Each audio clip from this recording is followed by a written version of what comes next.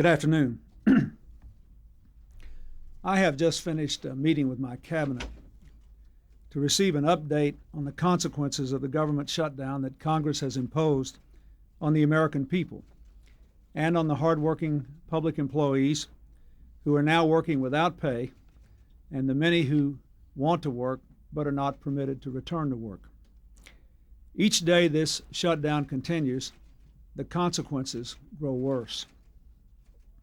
Before I get into some of the specific things that came out of the cabinet meeting, let me remind the American people that this shutdown is not caused by the fact that the congressional leaders and I have not yet reached agreement on a balanced budget plan or on all the appropriations for this year. In fact, it is part of an explicit strategy by Republicans to shut the government down to get their way on budget and tax issues. This has never been done before. It is not a natural disaster. It is an unnatural disaster born of a cynical political strategy. It is long past time to reopen the government.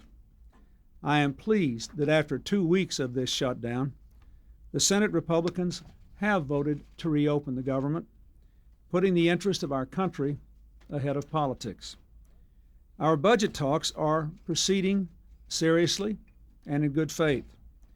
I have been impressed by the efforts made on all sides, including those by Senator Dole and by Speaker Gingrich and Leader Armey and Senator Daschle and Mr. Gebhardt. We are working together in good faith. This shutdown is not speeding our talks. It is only casting a shadow over them. Let me report to you some of the specific examples of harm already caused by the shutdown. This week, the Meals on Wheels program for senior citizens will run out of money. Half the Head Start programs in the country will run out of money within the month. The Centers for Disease Control tracking system cannot accurately keep up with the flu outbreak in the Midwest. On an average day, 260 small businesses are being denied $40 million in capital, loans that would create new jobs for Americans. We are not able to enforce our trade laws to protect our workers and our products. We are not able to weatherize homes in this winter to protect the elderly from the cold. Yesterday, the Environmental Protection Agency shut down toxic waste cleanups at 32 sites across America. Every day, 240 calls to the Drinking Water Contamination Hotline now go unanswered.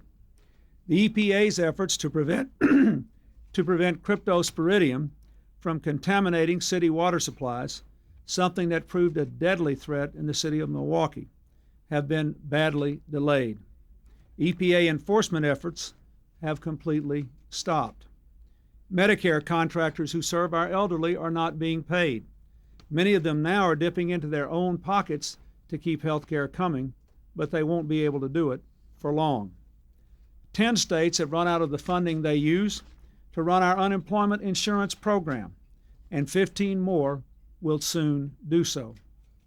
95% of all workplace safety activities have been shut down. All sweatshop enforcement has been stopped, and investigations into 3,500 potential cases of pension fraud have ground to a halt. 2 weeks ago, when a mill burned down in Massachusetts, workers received immediate assistance for childcare, transportation, and job training. Last week, when 2,000 workers lost their jobs from a Rhode Island factory, the Labor Department could not respond at all. Medicaid funding that goes to pay for nursing home care, pregnant women, the disabled, and poor children will be exhausted by the end of this month. Every day, we are unable to process 2,500 applications for mortgage insurance. That means now a backlog of 20,000 people who are losing their home loans, many of them losing their chance to buy their new homes. Funds to pay for drugs, food, and supplies at veterans' hospitals run out today. And 170,000 veterans did not receive their December educational benefits.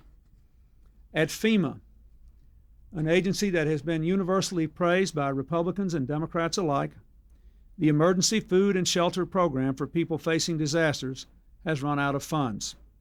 And according to Director James Lee Witt, some state emergency management agencies have actually had to shut their operations. We can only hope that they will not suffer a disaster while this occurs. The Secretary of State reports that this shutdown is adversely affecting the national security of the country. We are running the risk of not being able to maintain our diplomacy abroad, and this shutdown, frankly, is injuring the reputation of the United States around the world. People wonder what is going on. The shutdown has been especially devastating to hundreds of thousands of dedicated public servants who work for the American people through the federal government. Some of them have actually had their phones cut off or can no longer pay for child care because they are working without pay or because they are not permitted to work. Some of those are so dedicated to their mission that they've actually tried to go to work and had to be run off. It's time to stop holding the federal workers hostage in this process. As the Secretary of State says, this is not how a great country behaves. And as I have said for months and months, and every day since this shutdown occurred, this is not how to balance the budget. It is not influencing our talks. We ought to reopen the government. Again, let me say, I'm convinced both sides want to balance the budget. We have different philosophies about how to do so. Based on the hours and hours we spent working together, I'm convinced we can do it. But it is wrong. It is deeply wrong to shut the government down while we negotiate, under the illusion that somehow that will affect the decisions that I would make on specific issues. As I said, this is only casting a shadow over our talks.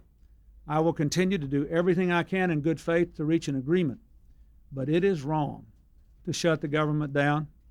Again, let me compliment the Senate on abandoning that process and voting to open the government while we continue to work, and ask the House to follow suit. Thank you very much. President, what about your role in this? Anything you can do to bring the workers, some workers back? Well, I have worked with our people, obviously, at OMB to explore every conceivable option to bring them back. And I will continue to do that. I have done everything that I have been told I can legally do.